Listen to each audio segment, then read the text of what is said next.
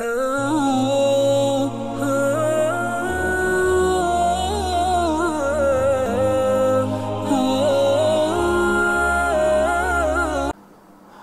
ہم انشاءاللہ جو دعا یاد کریں گے وہ دو دعائیں ہیں، ایک حدیث سے ہے اور ایک قرآن سے ہے۔ حدیث سے جو دعا ہے وہ ہے استغفر اللہ و اتوب الیہ۔ اس کا معنی یہ ہے استغفر اللہ، میں مغفرت طلب کرتا ہوں یا کرتی ہوں اللہ تعالیٰ سے، و اتوب الیہ، اور میں اس کی طرف رجوع کرتا ہوں یا رجوع کرتی ہوں۔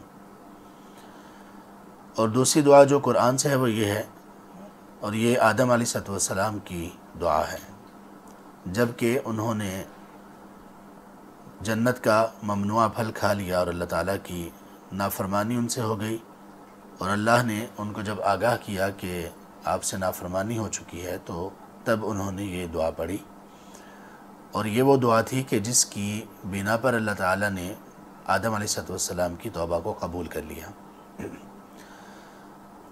اور وہ یہ ہے اعوذ باللہ من الشیطان الرجیم کے بعد ربنا ظلمنا انفسنا، اے ہمارے رب ہم نے ظلم کیا اپنے آپ پر،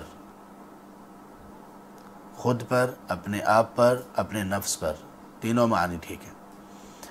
ربنا ظلمنا انفسنا، اے ہمارے رب ہم نے اپنے آپ پر، خود پر ظلم کیا، وَإِن لَّمْ تَغْفِرْ لَنَا، اور اگر آپ نے ہمیں معاف نہ کیا، وَتَرْحَمْنَا، اور آپ نے ہم پر رحم نہ کیا، لَنَكُونَنَّ مِنَ الْخَاسِرِينَ، تو یقیناً ہم تو خسارہ پانے والوں میں سے ہو جائیں گے۔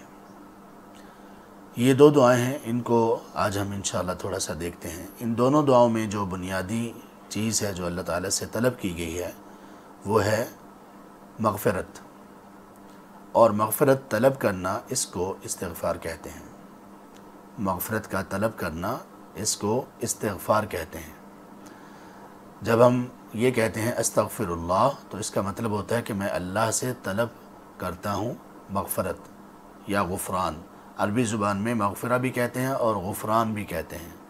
اس کا معنی ہوتا ہے معاف کر دینا۔